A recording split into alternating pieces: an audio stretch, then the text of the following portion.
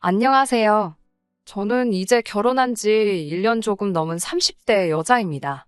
욕심 많은 시댁과 진흙탕 싸움을 하고 있습니다. 제가 어렸을 때 어머니가 암으로 일찍 돌아가셨습니다. 자궁암이었는데 완치인 줄 알았다가 결국 재발해서 세상을 떠나셨어요. 외가 쪽은 원래 재산이 많았고 당시 외할머니께서는 어머니에게 주려던 건물을 작년봄 저에게 주셨습니다. 아버지는 어머니가 돌아가신 이후에도 재혼하지 않으셨어요. 말씀하시기를 사춘기 딸에게 더 큰 혼란을 주고 싶지 않으셨다고요. 저는 외동딸로 아버지에게 단 한 번도 맡기는커녕 싫은 소리조차 들어본 적 없습니다. 딸바보인 아버지 덕에 다른 친구들보다 더 예쁨 받고 사랑받으며 자랄 수 있었습니다. 그래서 결혼하기 전까지도 저는 아버지랑 여행도 자주 다니고 늘 가깝게 지냈습니다. 저희 아버지는 부동산업을 하시는데 생활하는 데는 전혀 무리가 없으십니다. 제가 결혼할 때도 넉넉지 못한 시가와 남편의 사정을 고려하여 아버지 소유의 20평대 아파트에서 생활할 수 있게 해주셨습니다. 이 집은 아버지가 혼자 사시는 집에서 걸어서 20분 정도의 거리에 있어요. 시가의 경우 퇴직하신 시아버지와 평생 전업주부만 하던 시모가 연금으로 생활을 하는 상황이었어요. 게다가 아직 시집가지 않은 남편보다 2살 많은 신우도 있었고요. 원래 아예 재산이 없던 집은 아닌데 시부가 친구 보증을 서면서 한순간에 망해버렸다고 남편이 말하더라고요. 그래서 결혼식도 제가 7 정도 부담하고 남편이 3 정도 부담해서 했습니다. 결혼식을 올리기 전까지는 시모도 아가씨도 저에게 정말 잘 해줬기 때문에 이 점에 대해서는 조금도 억울하게 느끼거나 하지 않았네요. 남편과 저는 공무원 시험을 준비하는 학원에서 만났습니다. 하지만 저는 시험을 앞두고 건강이 급격히 나빠져 시험을 포기할 수밖에 없었습니다. 반면에 남편은 한 번의 재수 끝에 7급 공무원이 되었고요. 그 이후로 저는 아버지 부동산업을 이어받을 것 같아서 아버지 밑에서 일을 배우고 있습니다. 또한 저는 제 건물에서 나오는 월세가 있기 때문에 굳이 직장 생활을 하지 않아도 생활이 가능하거든요. 지금 생각해보면 건물을 받기 전만 해도 오히려 남편과 다투는 일이 거의 없었습니다. 그런데 건물을 받고 나서부터 남편과 제 관계가 묘하게 어긋나기 시작했던 것 같아요. 일단 사건의 발단은 건물에서 나오는 월세를 왜 제가 관리하냐는 시모의 불만 때문이었습니다. 제 건물임에도 불구하고 시모는 계속해서 부부재산은 공동재산인데 왜 그걸 저 혼자 관리하냐는 거였죠. 제가 이건 공동재산이 아니고 제가 상속받은 제 재산이라고 몇 번을 정중히 말씀드려도 소용이 없으시더라고요. 참고로 건물에서 받는 월세는 한 달에 이것저것 다 빼고 나면 800 정도 됩니다. 게다가 제 건물 1층에 공실이 났다는 걸 알게 된 아가씨가 자기는 옛날부터 카페를 해보는 게 꿈이었다면서 자기한테 세를 달라고 하더라고요. 그런데 일단은 자리를 잡아야 된다고 1년의 시간을 달라더군요. 한마디로 1년은 공짜로 장사를 하고 싶다는 거예요. 보증금이나 월세 같은 거 없이요. 하지만 친정 아버지가 저에게 말씀하시길 사업을 할 때는 절대로 애매하게 돌려서 이야기를 하면 안 된다고 하셨거든요. 그래서 저도 신우에게 딱 잘라 거절했습니다. 건물주와 세입자의 관계로 아가씨와 얽히기 싫다고 말이죠. 사실 아가씨가 어떻게 생활하는지 저도 본 게 있잖아요. 절대로 성실한 사람이 아닙니다. 저희 친정아버지는 늘 저에게 가방이나 지갑 같은 선물을 많이 사주시는 편이었어요. 정작 저는 그런 물건에 크게 관심이 있는 편은 아니었지만 만약에 친정 어머니가 계셨다면 분명히 이런 걸 사주고 싶으셨을 거라면서요. 그리고 결혼 초에 신우는 저희 집에 괜히 이유도 없이 와서는 빌려달라고 떼를 쓰고 가져가서 돌려주지 않는 경우가 몇 번 있었거든요. 매번 술 마시다 잃어버렸다거나 누가 훔쳐갔다는 핑계로요. 신우하고 그런 물건 한두 개로 날 세우기 싫어서 미운에 떡 하나 더 주는 심정으로 괜찮다고 한 적이 한두 번이 아니었어요.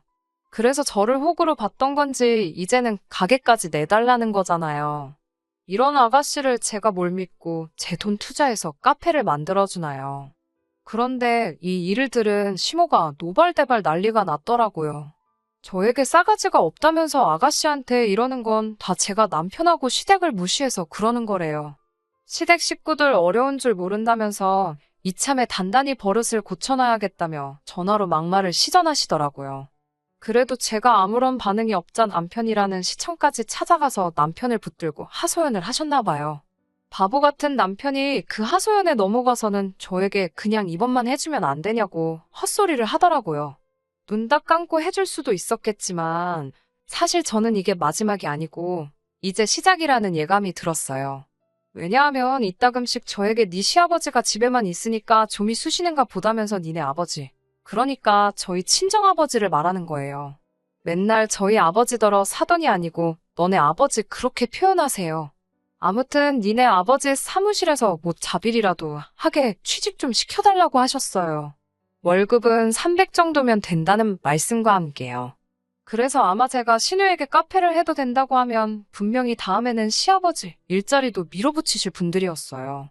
저한테는 이도 안 들어가니까 시무랑 아가씨가 어지간히 화가 났던 모양이에요. 자기 아들을 달달 볶았는지 이제 슬슬 남편도 짜증이 난 눈치더라고요. 급기야 며칠 전에는 술을 잔뜩 마시고 들어와서는 저더러 그까짓 건물 하나 있는 걸로 왜 유세를 부리냐며 어림도 없는 헛소리를 하더라고요. 제가 요즘 카페가 얼마나 많은지 아냐고 장사 우습게 보는 거 아니라고 말했어요. 자꾸 이런 식으로 나오면 시댁 식구들하고 안 보고 살겠다고 했어요. 그러자 남편이 저에게 쌍욕을 하며 시댁으로 가버렸습니다. 그래도 제가 전화도 안 하고 아무런 반응을 안 보이자 한 일주일 만에 들어와서는 한다는 소리가 이제 집에 저희 친정 아버지 모소시게 하랍니다. 친정 아버지 집에도 한 달에 한 번만 가라고 하더라고요. 20분 거리 사시는 친정 아버지 혼자 식사하시는 게 마음에 걸려오고 갔던 거고. 그렇다고 저희 아버지가 남편하고는 한 번 제대로 마주친 적도 없는데 갑자기 친정 아버지를 걸고 넘어지니 이놈이 제정신인가 싶더라고요. 지금 사는 이 집도 친정 아버지가 해주신 거나 마찬가지인데 남편이 무슨 생각으로 저러는지 어이가 없더라고요. 저는 그렇게는 못하겠다고 맞섰고요. 그러더니 이번에는 시모한테 잘못했다고 시모가 하라는 대로 하겠다고 사과하랍니다. 다시 한번 싫다고 했더니 얘이는 어디다 팔아먹고 맨날 지 애비밖에 모른다면서 애비애비 거리더라고요. 저더러 엄마 없이 자라서 시모한테 효도하는 법도 모른다면서요. 그 말을 듣고 있으니 가슴을 누가 후벼 파는 것 같아서 짐 싸서 아버지 집으로 와버렸습니다. 집에 오자마자 제가 꺽꺽 울어대니 친정 아버지가 놀라서 왜 그러냐고 물으셨어요. 저는 그동안 있었던 일을 말씀드렸고 친정 아버지는 일단 마음을 추스리라고 하셨습니다. 아버지가 방법을 찾아보겠다고요. 결혼 전에 쓰던 방에서 마음을 추스리며 내린 결론은 이혼이 답이더라고요.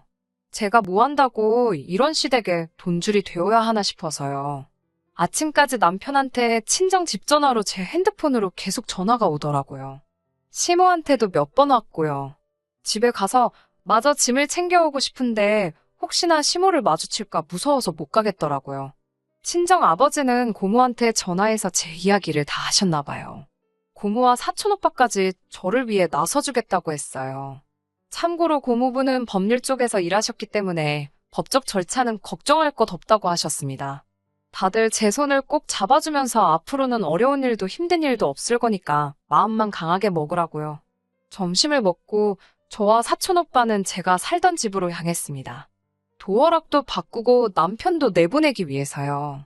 저희 아버지 집이니 아버지가 나가라고 하면 어쩔 도리가 없으니까요.